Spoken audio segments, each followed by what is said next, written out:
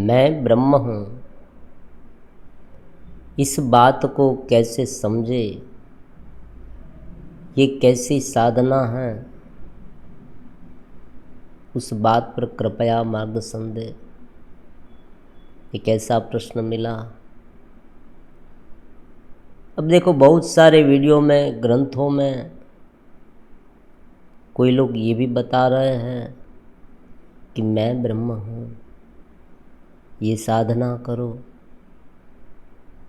तो उनकी पूरी प्रक्रिया क्या है, उसे कैसे समझे।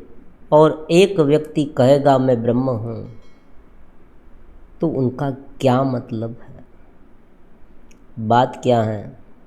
अब देखो क्या होता है, ये जो मैं है, ये मैं के बहुत सारे स्वरूप हो जाते हैं। मैं तो एक ही होता है, लेकिन उनके स्वरूप बहुत सारे हो जाते हैं, क्योंकि मैं के साथ बहुत कुछ जुड़ जाता है।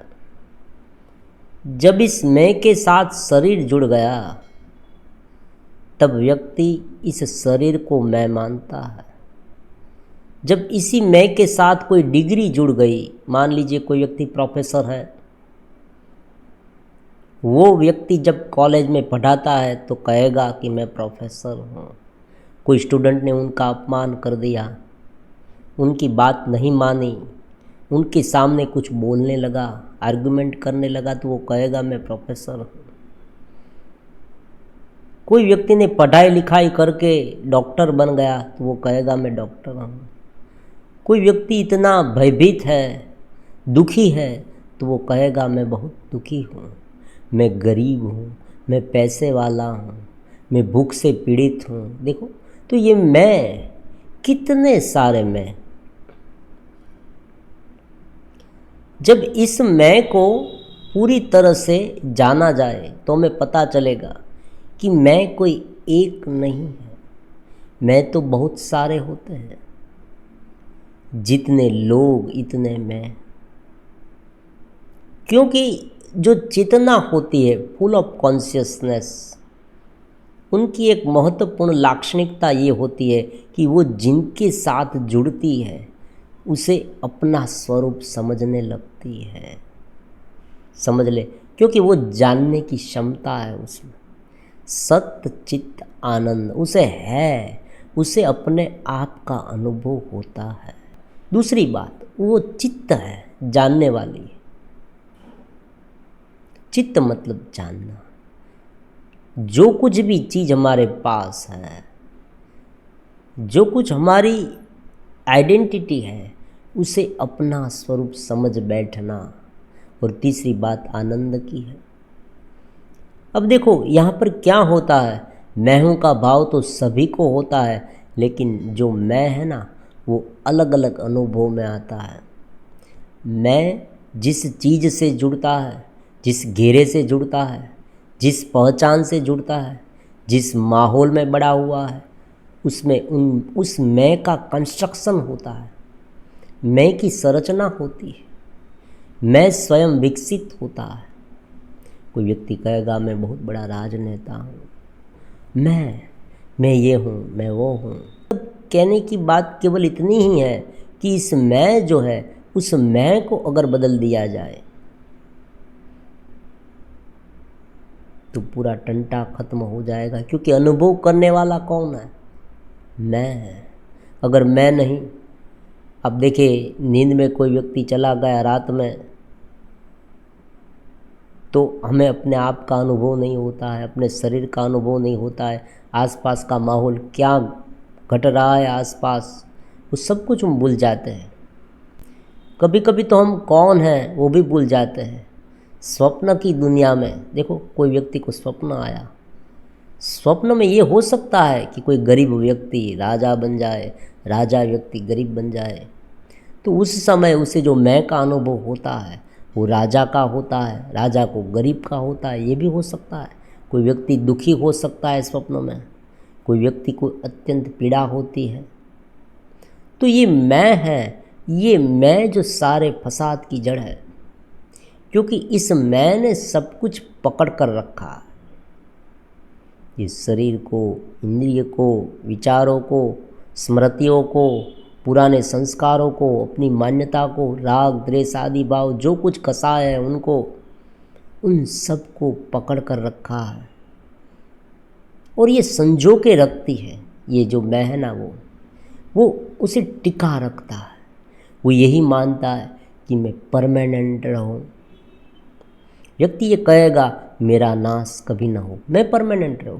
वो इसलिए मानता है क्योंकि वो परमानेंट है चेतस के रूप में, चेतना के रूप में।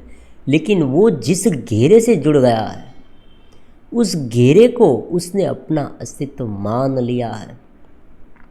इसलिए पूरी प्रक्रिया को, पूरी जो आइडेंटिटी है, उनकी जो पहचान बन गई है कृत्रिम, उसे सुधारने के लिए ये साधना होती है, ये ऊपर उठाने के लिए साधना होती है। क्योंकि जो चेतना है वो घेरे से, जिस प्रकार के घेरे से गिरी, अब देखो वो किस घेरे से गिरी, उनकी गिनती कौन करेगा? कौन गिनती करेगा उनकी? हर एक व्यक्ति के जीवन में अलग अलग प्रकार का माहौल होता है और उनके हिसाब से वो मैं बन गया है। कोई व्यक्ति के पास शारीरिक क्षमता इतनी है, देखो उनके पास इतने आदमी है, लोग हैं। ऐसा भी हो सकता है कि उनके पास ज़्यादा संपत्ति है, तो वो ऐसा बन जाएगा। वो ये कहेगा अहंकार से कि देखो कोई व्यक्ति मेरे सामने आकर तो देखे, मैं उसे बता दूंगा मेरे पास कितने आदमी हैं, कितने लोग मेरे पास हैं। अगर वो मेरे सामने आएगा तो मिट्टी में मिल जाएगा। मैं उसे मिटा दूंगा, हरा दूंगा, मार दूंगा, तोड़ दूंगा, फेंक दूंगा। देखो देखो ये होता है। और कोई व्यक्ति इतना दुखी हो जाता है, कोई व्यक्ति ये भी कहेगा कि अरे मैं कितना दुखी हूँ, अरे वो व्यक्ति मुझे कितना सता रहा है, मैं कुछ नहीं बोल रहा हूँ। क्योंकि उनके पास सत्ता है, संपत्ति है, बहुत सारे लोग उनके साथ हैं, समझे। उसने पैसे दे दे रखकर बहुत सारे लोगों को पाल रखा है। उनकी ऐसी हुकूमत को देखकर, उनकी ऐसी सत्ता को देखकर बहुत सारे लोग उनके साथ रहते हैं। मैं तो गरीब हूँ, तो ये मैं हुआ, ये मैं गरीब हो गया। तो कहने का मतलब केवल इतना ही है यहाँ पर कि ये मैं को सुधारने की साधना है, मैं को कंप्लीटली बदलने की साधना है। मैं जहाँ से आया है उस स्रोत तक पहुँचाना है। देखो समझे, कहाँ से आया है मैं। चीज़ें जो है वो तो हमारे पास बहुत है। हमारा शरीर भी एक चीज़ है, एक स्थूल चीज़ है हमारा शरीर, समझे। ये टेबल है, कुर्सी है, धन है, संपत्ति है, देखो बंगला है, गाड़ी है, सब कुछ जो है वो स्थूल चीज़ होती है। उनके साथ हम जुड़ जाते हैं और मैं के स्वरूप में मैं ये मानते हैं कि मेरा है। तो इसी बात को यहाँ पर देखना है, इसी बात को यहाँ पर समझना है। अब इस साधना को, इस ध्यान करने और ध्यान में रहने का जो सूत्र है हमारा, उनके साथ कैसे संलग्न करें। अब देखो पहली बात क्या है, जब व्यक्ति ध्यान करेगा तब उसे यही समझना है, जब वो करेगा तब उसे अपनी स्थिति का आंकलन करना है कि मैं कहाँ पर हूँ। उसे ये देखना है कि मेरा मैं कहाँ है। अगर उनका मैं केवल ही केवल इस जगत के घेरे में है, उनके शरीर के साथ ही है, तो उसे उनसे ऊपर उठना है। उसे अपने इस मैं को शुद्ध चेतना में विलीन करना है। तो जैसे जैसे साधना बन पाएगी वो अपने ध्यान में रह पाएगा। अब देखो यहाँ पर एक महत्वपूर्ण बात होती है, यहाँ पर अहंकार आ सकता है। बहुत बार ऐसा कहा गया है कि अगर सभी व्यक्ति ये कहे मैं ब्रह्म हूँ, अब देखो मैं ब्रह्म हूँ उनका मतलब ये नहीं मैं कि मैं पूरे ब्रह्मांड का मालिक बन गया हूँ। देखो समझे, ये बात होती है, मैं उनका अंश हूँ। ये एक बीच वाला स्टेज होता है। एक और व्योमवत परमात्मा, उनमें कोई शंका नहीं। उपनिषद में बहुत सारे ऐसे श्लोक मिलते हैं कि वो ये दर्शाते हैं कि ये परमात्मा अणु से भी सूक्ष्म है, सर्वत्र है, सर्वव्यापी है, अदृश्य है, अगोचर है, जो हाथ और पैर को चलाने वाला है। ये तो वाचो निर्वर्तन्ते अप्राप्य मनसा सह, वहाँ मन और वाणी वहाँ पहुँच नहीं सकती, वहाँ से वापस आ जाती है, क्योंकि मन और वाणी दोनों का चलाने वाला वो है। तो ये सभी प्रकार के जो चर अचर जीव जंतु, सभी पशु पक्षी जो भी आप देख रहे हैं, जड़ चेतन, वो सबका जो साक्षी है, जो सब कुछ जिसमें तैर रहा है, वो मूलभूत फंडामेंटल जो मटेरियल्स है वो चेतना है, कॉन्शियसनेस है। वो फुल ऑफ कॉन्शियसनेस का मैं अंश हूँ, जो टेम्पररी मेरे साथ ये जुड़ा हुआ है। समझे, ये जो हमारी स्थितियाँ बनी हैं वो परमानेंट नहीं होती, और ये तो हम समझ सकते हैं। आप जीवन में देखें कितने शरीर हमें मिल गए, कितने शरीर, कोई एक शरीर नहीं मिला। जब हमारा जन्म हुआ तब बच्चे थे हम, कितना छोटा सा शरीर था। फिर कौमारम यौवनम जरा, देहिनो अस्मि यथा देहे कौमारम यौवनम जरा तथा देहांतर प्राप्ति। बहुत सारे शरीर मिलते हैं, और ऐसा कहा जाता है, विज्ञान भी ये कह रहा है कि 7 साल में पूरा शरीर बदल गया। समझे, हर एक व्यक्ति में ये होता है, 7 साल में पूरा शरीर बदल जाता है, पूरा शरीर कंप्लीटली चेंज हो जाता है 7 साल में। हमारे सभी प्रकार के जो कोष है ना, वो मर जाते हैं और नए कोष आ जाते हैं। ये क्रिया इतनी जल्दी होती है, इतनी स्पीड में होती है कि हमें पता ही नहीं चलता, और एक कोष के स्थान पर दूसरे कोष आ जाते हैं। और जो वृद्धावस्था होती है ना, बुढ़ापे में ये कोष नए बनने बंद हो जाते हैं, इसलिए वृद्धावस्था आ रही है, बुढ़ापा आ रहा है। देखो, आँखों के कोष है, ये शरीर के त्वचा के कोष है, बहुत सारे कोष जो होते हैं ना, वो नए नहीं बनते, उनमें वृद्धि नहीं होती, वो पहले के जैसे ही रहते हैं। इसलिए धीरे धीरे धीरे धीरे वो कमज़ोर होते जाते हैं, और व्यक्ति आखिर में क्षीण हो जाता है और मर जाता है। तो कहने का मतलब केवल यही है कि ये पूरा जो गिरा है, वो गिरा अनंत गिरा है। ये गिरा कभी भी अंत नहीं होगा, अंत होगा नहीं, परिवर्तन होता रहेगा, लेकिन इस घेरे को कभी भी हम माप नहीं सकते। यह अनंत घेरा है। इस घेरे में से कुछ भाग में हमने ये माना कि ये मैं हूँ।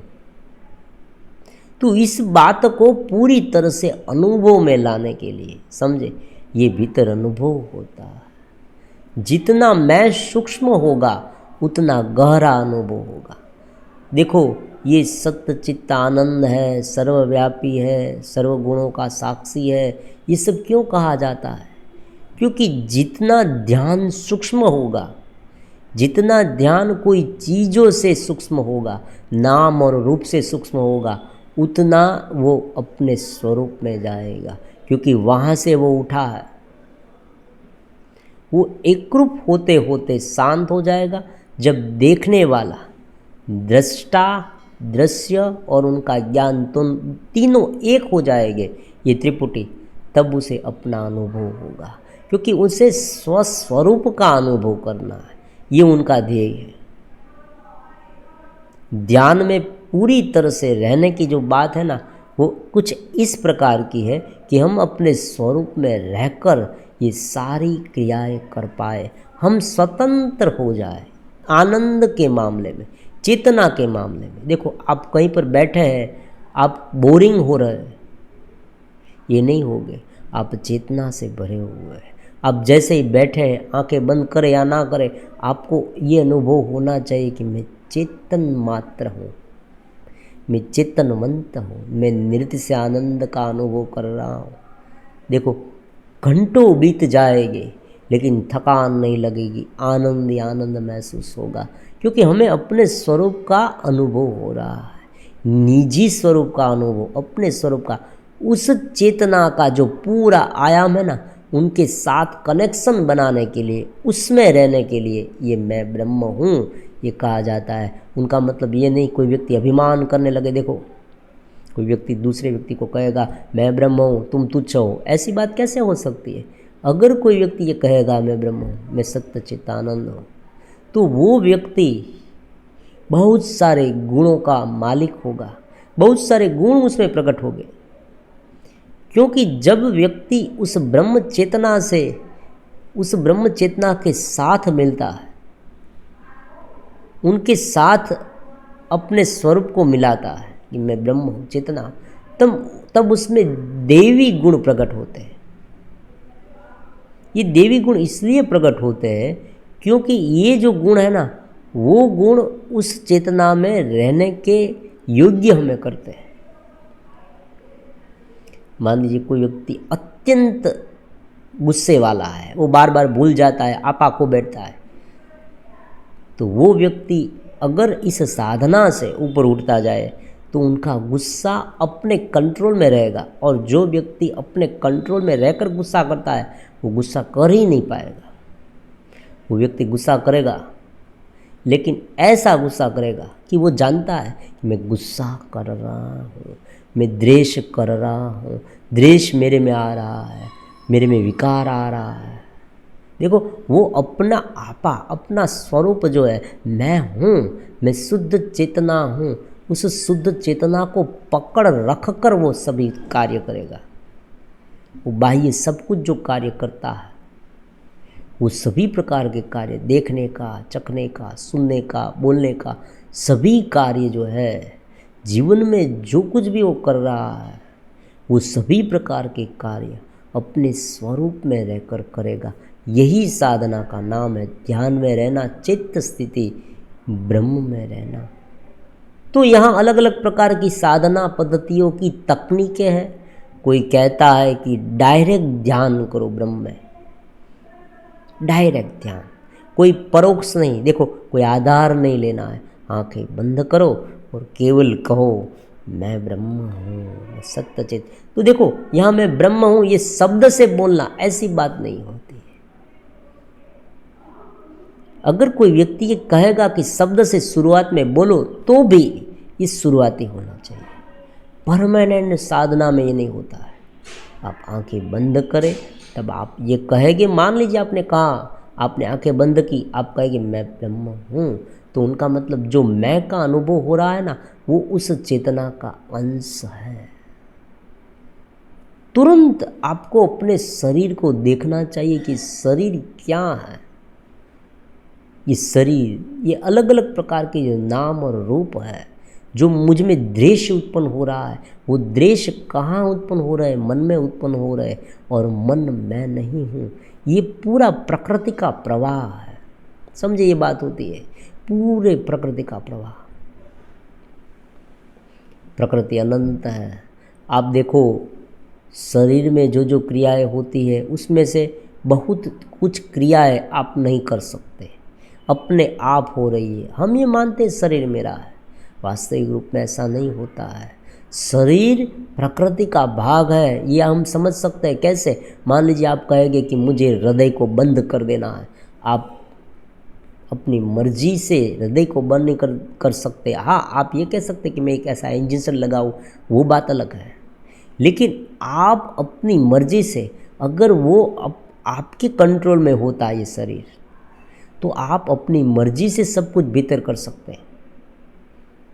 जिनका बीपी बढ़ जाता है, ब्लड प्रेशर की हर रोज़ दवाइयाँ खा रहा है, लेकिन वो अपने ब्लड प्रेशर को नियमित नहीं कर सकता। वो ये कहेगा नहीं तुम्हें इतना ही आगे बढ़ना है, देखो मैं अपने शरीर पर कंट्रोल रख सकता हूँ, मेरे भीतर में जो जो रचनाएं हैं ना, उन पर कंट्रोल में कर सकता हूँ। देखो देखो देखो, मैं हृदय को डिम कर सकता हूँ, स्लो कर सकता हूँ, उनकी गति को बढ़ा सकता हूँ, रुधिर को मंद कर सकता हूँ। ये कुछ हम नहीं कर सकते, और हम कुछ नहीं करते फिर भी ये सब कुछ होता है। आंखें हमारी बंद हैं, फिर भी सांसों सांस की क्रियाएं चालू है। सोते समय, देखो सोते समय तो हम शरीर का भान भी भूल जाते हैं, फिर भी ये क्रिया चालू है। तो कौन कर रहा है ये क्रिया? क्यों हो रही है क्रिया?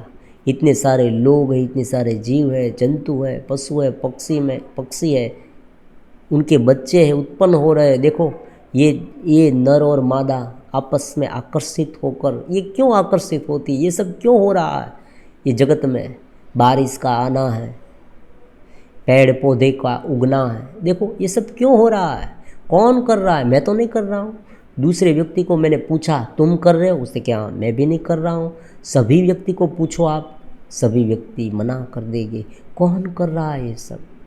जब मैं नहीं था, लाखों साल पहले मनुष्य भी नहीं थे, पशु पक्षी भी नहीं थे, और इस दुनिया में ऐसी बहुत सारी जगह है जहाँ पर आदमी गया नहीं है। देखो पैसिफिक महासागर के भीतर ऐसी बहुत सारी जगह है जहाँ कोई नहीं गया, फिर भी वहाँ सब कुछ है। तो ये जो मैं ब्रह्म है, मैं ब्रह्म हूँ, ये पूरा सिद्धांत है। वो सिद्धांत उस चेतना के साथ अपना कनेक्शन बनाने के लिए है, उसमें रहने के लिए है, उस ध्यान में रहने की कला है।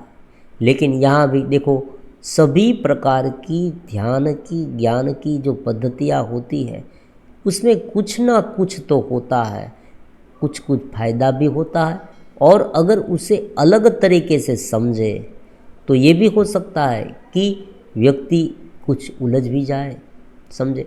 अगर उस पद्धति को पूरी तरह से समझा नहीं, हर एक में ये होता है, ऐसी बात नहीं, ये चिंतन में, हर एक चिंतन में, हर एक साधना पद्धति, अंत में तो ये एक पद्धति है, समझे।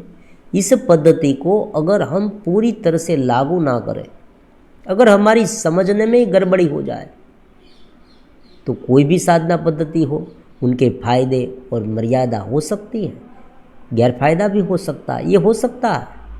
तो इस पद्धति में क्या होता है, जब अगर व्यक्ति कोई ये मान ले कि मैं ब्रह्म हूँ, ये निम्न कक्षा में रहकर मान ले। देखो यहाँ पर क्या बात होती है कि जब व्यक्ति अहंकार में होता है, अज्ञान में होता है, राग द्वेष से भरा हुआ होता है, बहुत सारे कसाय उसमें होते हैं, उस समय अगर उस स्थिति को ही वो अपना स्वरूप समझ बैठे, देखो ये होता है।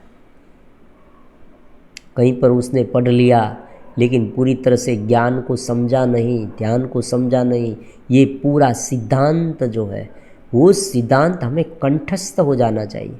रात को हमें कोई उठकर पूछे कि बात क्या है, अब तुरंत कह देने चाहिए कि पूरी तरह से चेतना व्योमवत है, उनका मैं अंश हूँ, ये और प्रकृति का घेरा है, उनके साथ घिराव हो गया है, इसलिए मुझे ये सब दिख रहा है। बस ये बात होती है। ये कम्प्लीटली ये जो फंडामेंटल नॉलेज है वो इतना क्लियर होना चाहिए। इसीलिए जो भी इस चैनल से जुड़ते हैं वो सभी साधक मित्रों को यही रिक्वेस्ट होती है कि इस बात को पूरी तरह से समझ लें, फिर सभी प्रकार की साधनाओं को आप बहुत आसानी से समझ पाएंगे। कोई भी पुराण हो, कोई भी ध्यान की अलग अलग क्रियाएं हो, कोई संत महात्मा कुछ बोल रहे हैं, आपको शंका नहीं होगी, आप तुरंत समझ जाएगी ये क्या है, कौन सी कैटेगरी में आता है। ये समझने के लिए ये तीन बातें जो प्रमाणभूत है और जो बहुत प्राचीन काल से चली आ रही ये सिद्धांतिक रजुआत है और अनुभव जनित है, उसे सबसे पहले जान लेना चाहिए। क्योंकि सभी प्रकार के सिद्धांतों को, सभी प्रकार की जो ये पूरी रचना है उसको सैद्धांतिक रूप से भी हम समझ सकते हैं। ये चेतना व्योमवत है, उनके अनुसार बहुत सारे उपनिषद कह रहे हैं, उनका अंश मैं हूँ, हम हैं, मैं चेतनवंत हूँ, ये बात भी है, और ये घेरा है प्रकृति का। ये बहुत प्राचीन ज्ञान है। अब देखो यहाँ पर क्या मर्यादा हो सकती है। व्यक्ति नाम और रूप में घिरा हुआ है, व्यक्ति क्रोधित है, व्यक्ति गुस्से, ये सब जो अलग अलग प्रकार की कसाय है, व्यक्ति असंतोष में डूबा हुआ है। अगर मान लीजिए कोई व्यक्ति के पास कुछ लोग इकट्ठा होने लगे, उनकी नेम फेम बनने लगी, लोग ये मानने लगे कि ये तो बहुत बड़े बाबा है, और वो व्यक्ति ये मानने लगा मैं ब्रह्म हूँ, मैं सबका स्वामी हूँ, मैं सब कुछ कर सकता हूँ, मैं बोलूँगा और तुम्हारा काम हो जाएगा, तो देखो ये मर्यादा हुई। वास्तविक रूप में ये एक साधना पद्धति है। मैं ब्रह्म हूँ, उनका मतलब ये होता है कि जो मैं अलग अलग लेयर में प्रकट होता है। मैं तो एक ही है, मैं एक है, वो हमें अपने आप का जो अनुभव हो रहा है वो एक है, एक ही होता है। लेकिन जब इस घेरे के अलग अलग रूपों के साथ हम जुड़ते हैं तब उसे अलग आइडेंटिटी मिल जाती है। इनके पहले एग्जाम्पल में हमने देखा कि कोई व्यक्ति मान लीजिए प्रोफेसर है तो वो कहेगा मैं प्रोफेसर हूँ, कोई कहेगा मैं डॉक्टर हूँ, कोई कहेगा मैं वकील हूँ, कोई कहेगा मैं नेता हूँ, कोई कहेगा मैं सैनिक हूँ, गरीब हूँ, पैसे वाला हूँ। तो ये उनका माहौल है, ये उनका घेरा है, उनकी स्थिति है, उनकी बाह्य पहचान है, उनके मुताबिक ये सब मानेगा ना। कोई चपरासी काम कर रहा है कोई एक इकाई में तो वो कहेगा मैं प्यून हूँ। अगर वही व्यक्ति कोई एग्ज़ाम देकर मान लीजिए कि उनका मेन या सर बन जाए, एग्जीक्यूटिव इंजीनियर बन जाए, तो वो कहेगा कि मैं तो ये हूँ, मैं तो यहाँ का सर हूँ, मैं बॉस हूँ, कहेगा। अगर कोई व्यक्ति कोई फैक्ट्री में काम कर रहा है बहुत कम तनख्वाह में, वो कहेगा मैं कारीगर हूँ, मैं दहाड़ी कामदार में मजदूर हूँ। लेकिन वही व्यक्ति ने अगर बहुत बड़ी फैक्ट्री लगा दी और उनका मालिक बन गया तो वो कहेगा कि मैं तो बहुत बड़ा इंडस्ट्रियलिस्ट हूँ, मैं उद्योगपति हूँ, मैं रिचेस्ट व्यक्ति हूँ, मैं धनी व्यक्ति हूँ। देखो, तो मैं बदलता रहता है, मैं बदलता रहता है। उनका मतलब ये नहीं कि मैं बदलता है, मैं तो वही है, अपने आप का अनुभव तो वही होता है, लेकिन अलग अलग इकाई में अलग अलग जो उनके साथ घेरा घिरा है उनके मुताबिक उसे मैं का अनुभव होता है। तो उस घेरे से छूटने के लिए मैं ब्रह्म हूँ की साधना कराई जाती है। जब शांत चित्त से व्यक्ति बैठता है, समझे, गहरी सांस लेता है, धीरे धीरे शांत हो जाता है अपने स्वरूप में, और अपने उस स्वरूप में, अपने ही दृष्टा भाव में, साक्षी भाव में सभी प्रकार के बाहर के विचारों को बाहर छोड़ देता है, सभी प्रकार के विचारों को, और अपने उस अनुभव मात्र को पकड़ता है, उस अनुभव मात्र में रहने लगता है। मैं सत्य चित्त आनंद हूँ।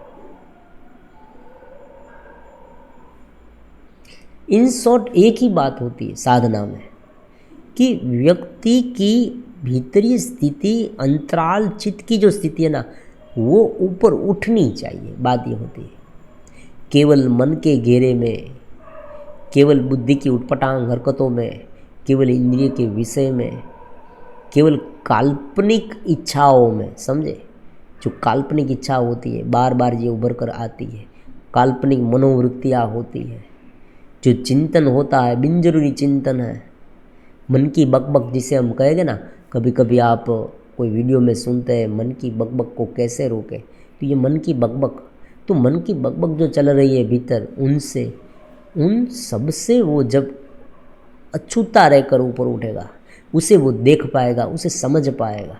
उस देखो, कोई भी चीज़ का हम अनुभव करते हैं ना, तब दो होता है, एक वो चीज़ और एक हम। तो अनुभव जब मन में होता है तब वो चीज़ का अनुभव हो रहा है और हम होते हैं। ये मैं को उस अनुभव से मुक्त करके उस मैं को स्वयं का अनुभव कराना है। यही साधना पद्धति मैं ब्रह्म हूँ इसमें होती है। मैं सत्य चित्त आनंद हूँ, मैं हूँ। फिर धीरे धीरे शब्द बंद हो जाते हैं। कोई व्यक्ति को अपने ही स्वरूप का अनुभव निरंतर होने लगता है। ये बहुत अद्भुत पल होती है। और धीरे धीरे ये पल जब गुरु कृपा से, परम भगवान की कृपा से, परमात्मा की कृपा से साधक में आती है, तब ये उनका पुनर्जन्म होता है। देखो, व्यक्ति पूरी तरह से बदल जाता है। जो व्यक्ति पहले दुखी रहता था वो व्यक्ति अब आनंद से नाचता है, चाहे कोई भी परिस्थिति क्यों ना हो। पहले जो स्थिति थी वही स्थिति आज भी है उनकी, लेकिन पहले वो जो दुखी था, अब वो सुबह के समय पर उनकी आँख अपने आप खुल जाती है। रात पर भी जैसे वो जागता है, कभी कभी तो रात भर उसे अपने स्वरूप का आनंद अनुभव में आने लगता है। वो चेतस होने लगता है, वो नृत्य से आनंद में लीन होने लगता है। तो ये जुड़ाव से होता है, नियमित श्रवण से होता है, नियमित साधना करने से होता है, समर्पित भाव से होता है, अहम भाव का गलन करने से होता है। जब व्यक्ति अपने पूर्वग्रह से मुक्त होकर अपनी साधना में रत रहे, इस जगत को समझकर उस जगत के साथ काम करे, तब व्यक्ति धीरे धीरे धीरे उसमें बदलाव आना शुरू हो जाता है। और यही अनुभव मात्र में रहना, ध्यान में रहना है।